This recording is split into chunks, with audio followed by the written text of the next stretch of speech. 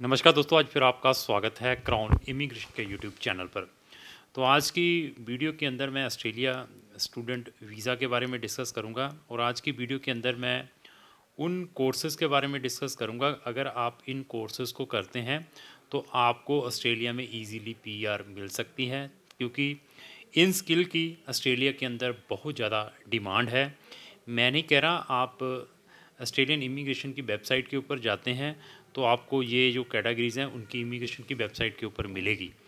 तो वहाँ की जो पीआर लेना पॉइंट बेस्ड सिस्टम है उसमें भी 65 पॉइंट लेने पड़ते हैं। ऑफशोर ऑनशोर कैसे रहता है, अगर आप इंडिया से अपनी पीआर अप्लाई कर रहे हैं तो आप ऑफशोर में आते हैं। तो ऑफशोर्स में अगर आपने पीआर लेनी है तो सबसे पहले आपको अपने स्किल असेसमेंट करवानी पड़ती है according to your education. Vocational वाले बेटरसेस से है, अगर कोई किसी ने ट्रेड का सर्टिफिकेट किया है तो उसको टीआरए से करानी पड़ती है। ऐसे ही उनकी बहुत सारी असेसमेंट एजेंसीज़ हैं, तो इसके अंदर भी बहुत सारी चीज़ें इन्वॉल्व हैं। तो सबसे पहले मैं ऑस्ट्रेलिया के बारे में डिस्कस करूँगा। तो इसकी कैपिटल कैनबरा है। पॉपुलेशन की बात करें तो आई थिंक 2.2 करोड़ की इसकी पॉपुलेशन है। ऑस्ट्रेलियन डॉलर चलता है जो कि इक्वलेंट इंडियन रुपीज़ 58 के हैं। तो ये 7 रीज़न हैं ऑस्ट्रेलिया के अंदर।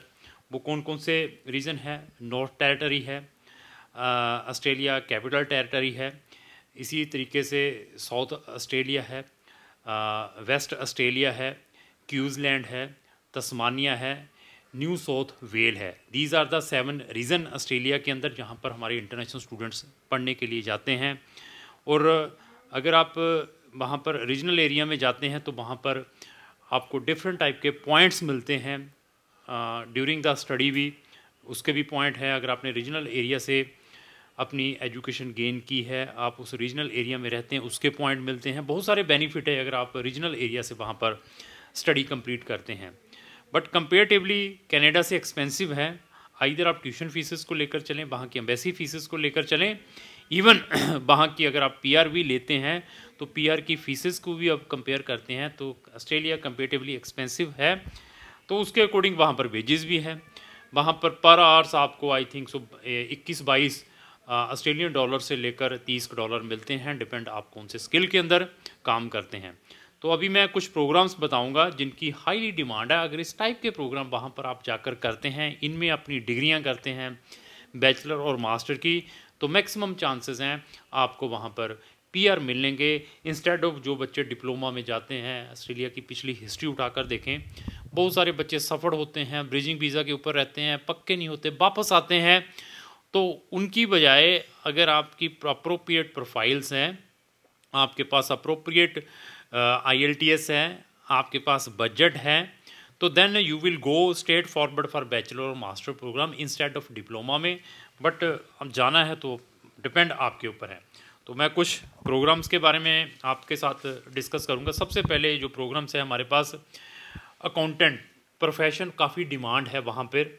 अकाउंट प्रोफेशन में अगर आप अपनी कोई बैचलर मास्टर डिग्री करते हैं तो आपको वहाँ पर काफ़ी चांसेस है। मैं ऑक्यूपेशन बोल देता हूँ। अकाउंटेंट जो प्रोफेशन है इसके अंदर कुछ कैटेगरीज हैं, जैसे अकाउंटेंट जनरल है, एक्सटर्नल ऑडिटर है, इसमें अगर आपकी एजुकेशन है, इंटरनल ऑडिटर है, मैनेजमेंट अकाउंटेंट है, टैक्स अकाउंटेंट है।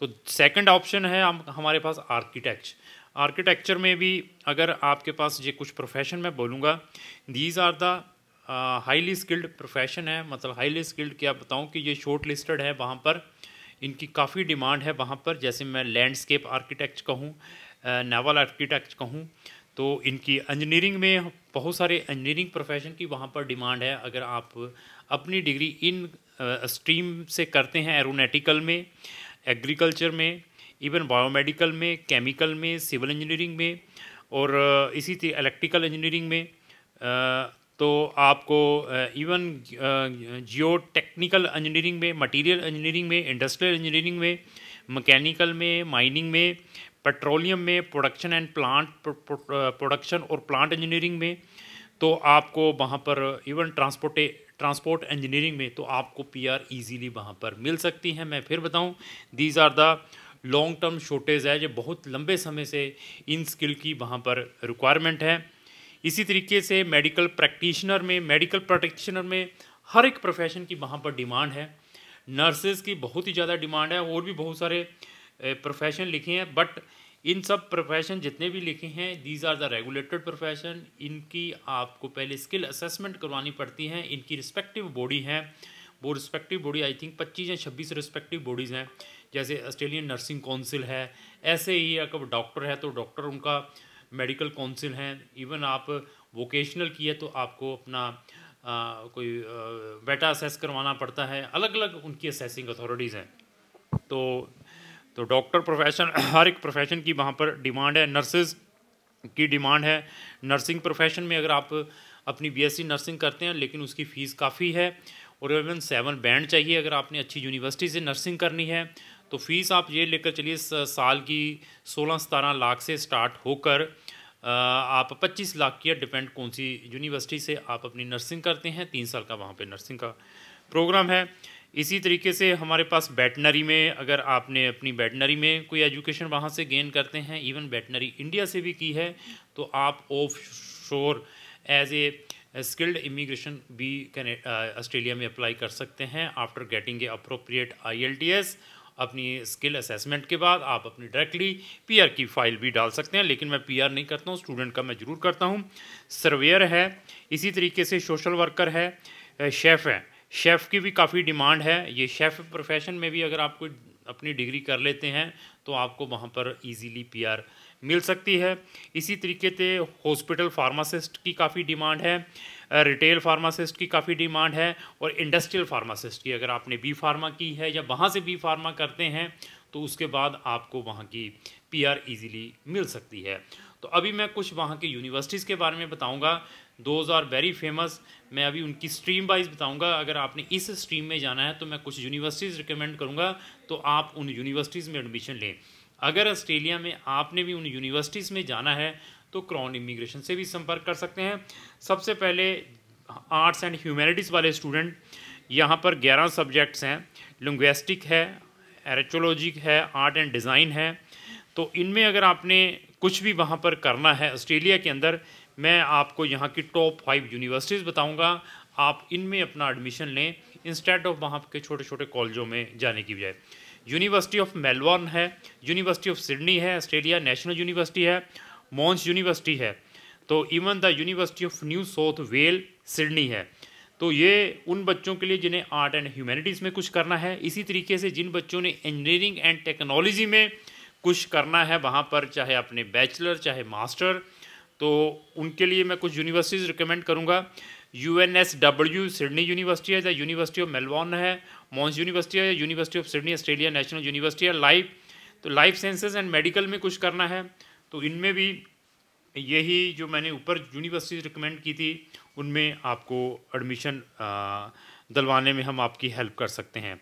तो जो वहाँ की असेसिंग अथॉरिटी है, स्किल असेसिंग अथॉरिटी है, ये जितनी मैंने 4-5 यूनिवर्सिटीज़ बताई हैं वहाँ पर टोटल आई थिंक जो यूनिवर्सिटीज़ हैं, आई थिंक सो 30 यूनिवर्सिटीज़ हैं। उनके लिए भी मैं 1 बाय 1 वीडियो लेकर आऊँगा आने वाले टाइम में।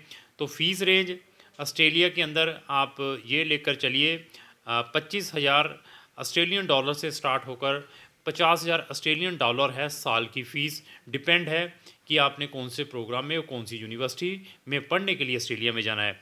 तो वहाँ की असेसिंग अथॉरिटीज़ है जो 25-26 हैं। मैं कुछ एग्जांपल्स दूंगा। अगर आपने आर्किटेक्चर में कुछ किया है तो सबसे पहले अगर आप ऑफशोर हैं या इनशोर हैं तो आपको अपनी जो क्रेडेंशियल असेसमेंट जिसको हम कहते हैं ECA एजुकेशन क्रेडेंशियल असेसमेंट जो कि कनाडा के अंदर चलती है, यहाँ पर स्किल असेसमेंट चलती है, तो अपनी आपने असेसमेंट करवानी है architecture credential council of Australia से।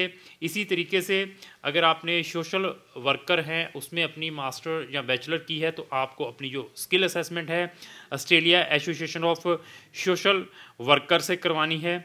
इसी तरीके से आपने अगर कंप्यूटर में अपनी कोई डिग्री की है बैचलर मास्टर तो आपको अपनी ACS जिसको हम ऑस्ट्रेलियन कंप्यूटर सोसाइटी इनकॉर्पोरेट कहते हैं उनसे करवानी पड़ती हैं। इसी तरीके से अगर आपने अपनी BDS की हुई है डेंटल से रिलेटेड अपना कोई प्रोग्राम किया हुआ है बैचलर या मास्टर तो ऑस्ट्रेलियन डेंटल काउंसिल से आपको अपनी स्किल असेसमेंट करवानी पड़ती है वहाँ की PR के लिए। टीचर्स के लिए भी ऐसे ही वहाँ पर एजेंसीज़ हैं जिनसे आपने अपनी ये स्किल असेसमेंट्स करवानी है। तो इसी तरीके से जो मेन फेमस है जिसमें हम मैक्सिमम बच्चों की पीआर के लिए डालते हैं उनको हम वेट असेस कहते हैं, जिसको हम vocational educational training assessment services कहते हैं, या टीआरए जिसको हम ट्रेड रिकॉग्नाइजेशन ऑस्ट्रेलिया कहते हैं। तो ऑस्ट्रेलिया से रिलेटेड अगर आपकी कोई भी क्वेरी है, आइदर स्टूडेंट वीज़ा की है, या आपने अपना कोई टूरिस्ट वीज़ा अप्लाई करना है, या आप ऑलरेडी ऑस्ट्रेलिया के अंदर हैं, आप अपने पेरेंट्स का किसी भी टाइप का कोई भी वीज़ा अप्लाई करवाना चाहते हैं, तो क्राउन इमिग्रेशन आपकी उसमें हेल्प कर सकती है। तो क्राउन इमिग्रेशन आने वाले टाइम में ऑस्ट्रेलिया से रिलेटेड और भी नंबर ऑफ़ वीडियोस लेकर आएगा। लास्ट में मेरी यही रिक्वेस्ट है, अगर आपको जो मेरी वीडियो अच्छी लगी इसको लाइक एंड शेयर करना ना भूलें। Thank you.